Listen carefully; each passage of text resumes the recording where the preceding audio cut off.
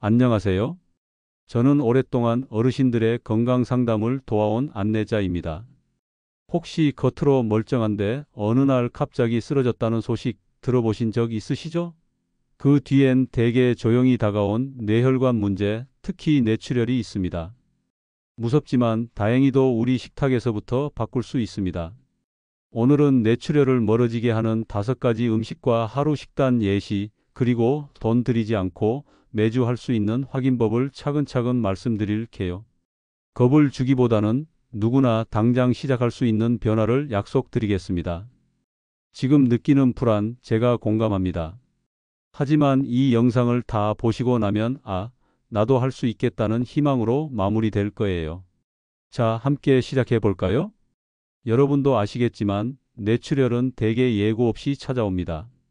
증상이 없으니 조심할 틈도 없이 일상이 무너질 수 있죠.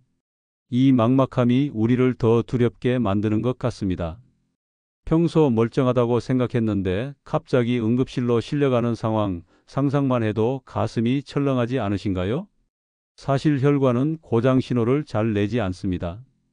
오래 누적된 고혈압과 염증, 그리고 자연스러운 노화가 겹치면 약해진 혈관벽이 높은 압력에 못 이겨 터질 위험이 커져요. 문제는 느낌으로는 절대 알기 어렵다는 점입니다. 혈압이 높아도 머리가 아프지 않을 수 있고 혈관에 염증이 있어도 몸이 뜨겁지 않을 수 있거든요. 저와 상담을 시작한 박재수 님도 그랬습니다. 72세의 은퇴 교사이신 그분은 평소 통증도 없고 큰 불편함도 느끼지 못했기에 별일 없겠거니 하고 지내셨어요. 그런데 정기검진에서 뇌혈관 고위험군이라는 진단을 받고 크게 놀라셨죠.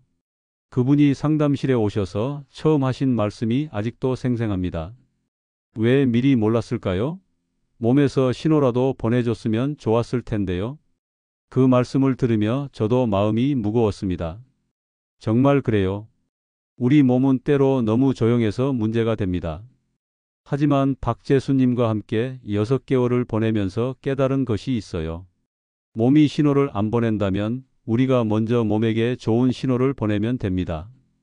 매일 먹는 음식이 바로 그 신호의 시작이었어요.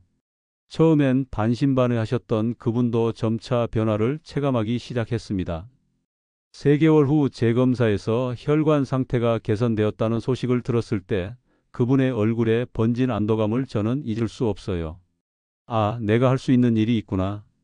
내 몸을 지킬 방법이 있구나 하는 깨달음이었죠. 그래서 저는 식탁에서 시작하는 예방을 권합니다. 혈관을 편안하게 만드는 음식을 늘리고 염증과 혈압을 자극하는 요소를 줄이는 것이죠. 여기에 규칙적인 확인 습관을 더하면 보이지 않던 변화를 우리가 주도할 수 있습니다. 매일 할 수 있는 작은 실천이 있어요. 오늘 들으실 5가지 음식을 하루 한 끼에라도 꼭 넣어보세요. 그리고 주 1회 혈압 기록을 시작해 추세를 확인해 보세요. 숫자보다 흐름이 더 중요합니다. 한 번에 높은 수치에 놀라기보다는 일주일, 한 달의 변화 패턴을 보는 것이 훨씬 의미 있어요. 무엇을 먹어야 하나요? 이런 질문을 정말 많이 받습니다. 식단은 막연하면 오래가기 어렵습니다. 인터넷에 좋다는 음식이 수도 없이 많은데 다 챙겨 먹을 수도 없고 뭐가 정말 효과적인지 알기도 어려우시죠? 그래서 근거가 있는 5가지만 뽑았습니다. 핵심은 혈압을 낮추고 염증을 줄이며 피의 흐름을 부드럽게 만드는가입니다. 혈관을 확장시켜 압력을 줄이고 항산화 작용으로 염증을 진정시키며 혈액의 점도를 낮춰 흐름을 원활하게 하는 것이죠. 이 3가지 기준으로 보면 붉은 풀이 채소인 비트, 등푸른 생선인 고등어, 녹색 채소인 시금치, 마늘, 그리고 베리류인 블루베리가 확실합니다. 김정호님의 이야기를 들려드릴게요. 68세의 전직 버스 기사이신 그분은 오랜 운전으로 인한 스트레스와 불규칙한 식사로 혈압이 높아진 상태였어요. 처음 상담할 때 혈압약을 드시고 계셨지만 여전히 수치가 불안정했고 무엇보다 늘 피곤함을 호소하셨습니다. 그분과 함께 식단 개선을 시작했어요.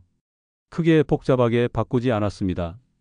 일주일에 고등어를 3번, 시금치를 4번 정도 식사에 포함하고 평소 과자나 사탕으로 드시던 간식을 블루베리로 바꾸신 정도였어요.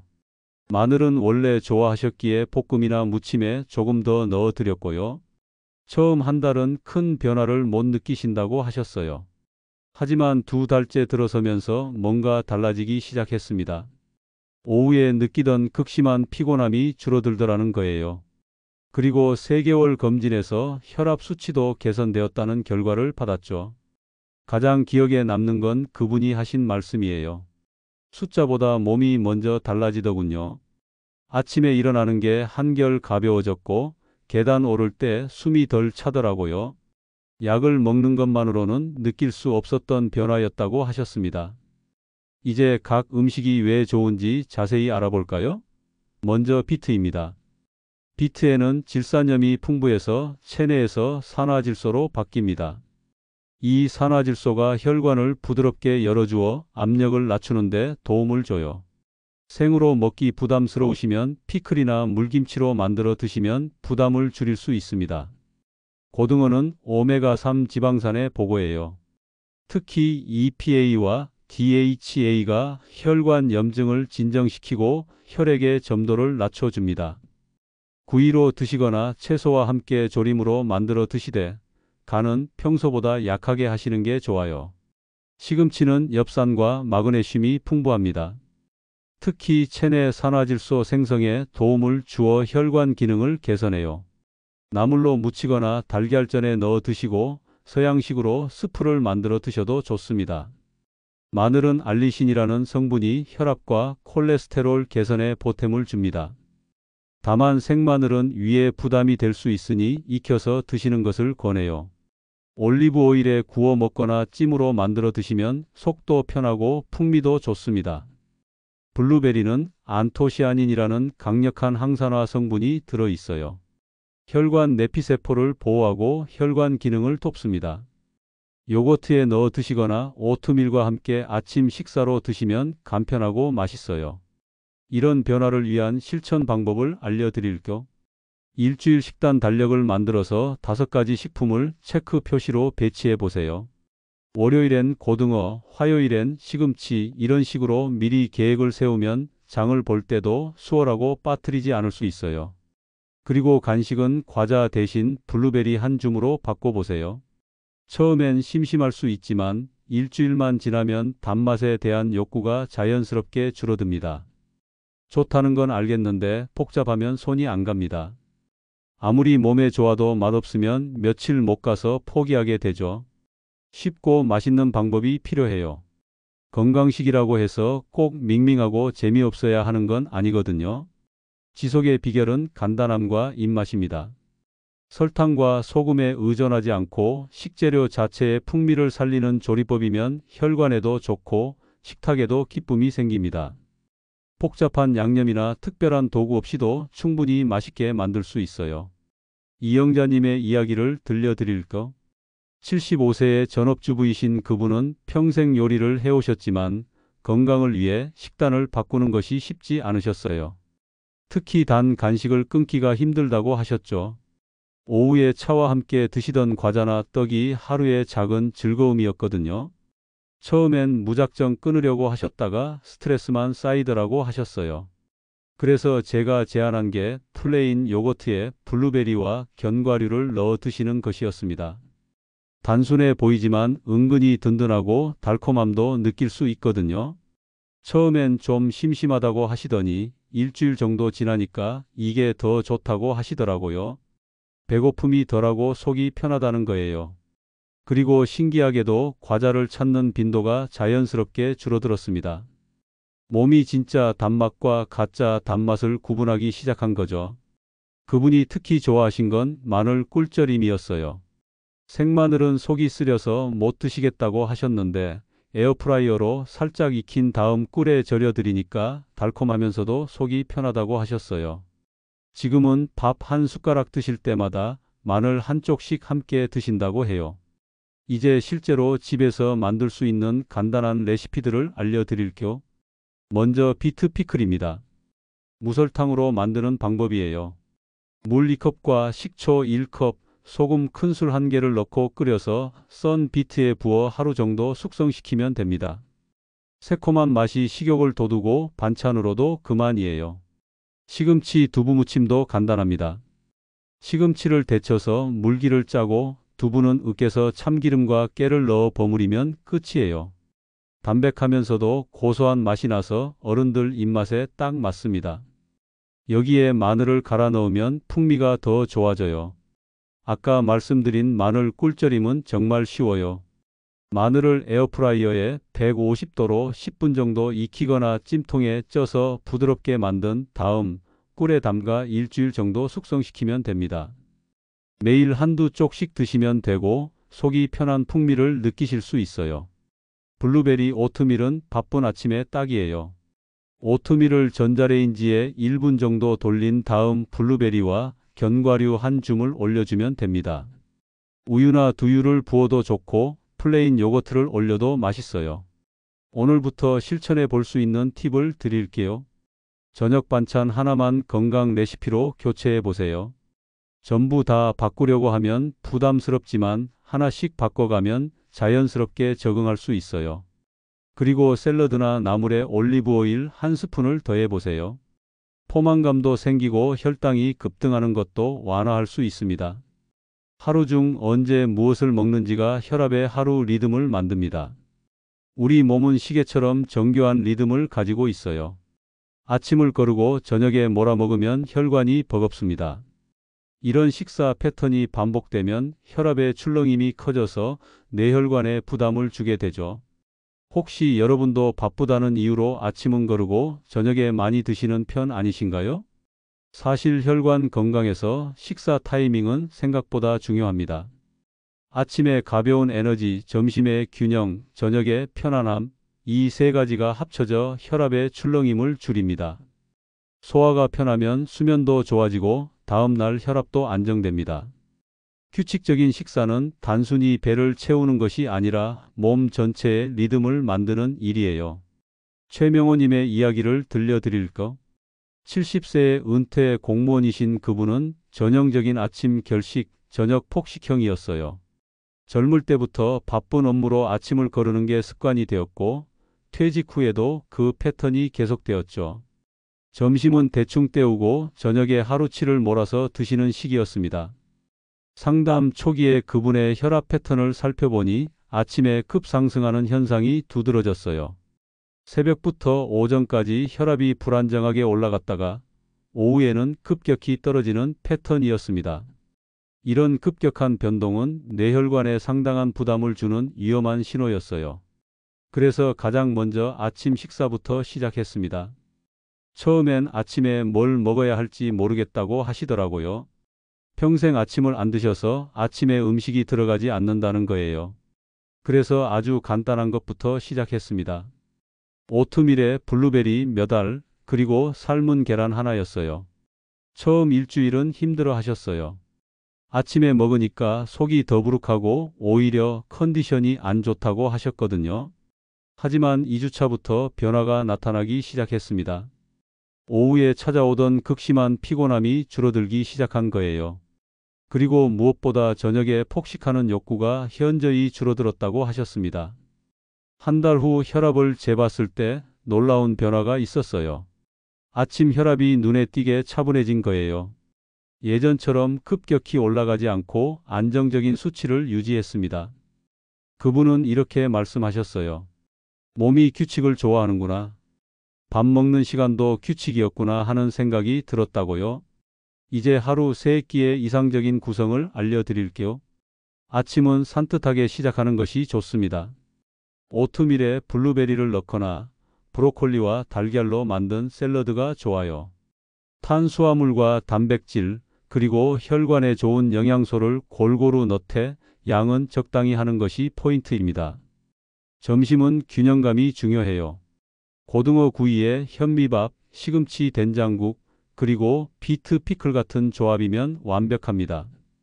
오메가3와 식이섬유, 그리고 적당한 탄수화물이 오후 활동에 필요한 에너지를 안정적으로 공급해 줍니다. 저녁은 가볍고 단백질이 충분한 것이 좋아요.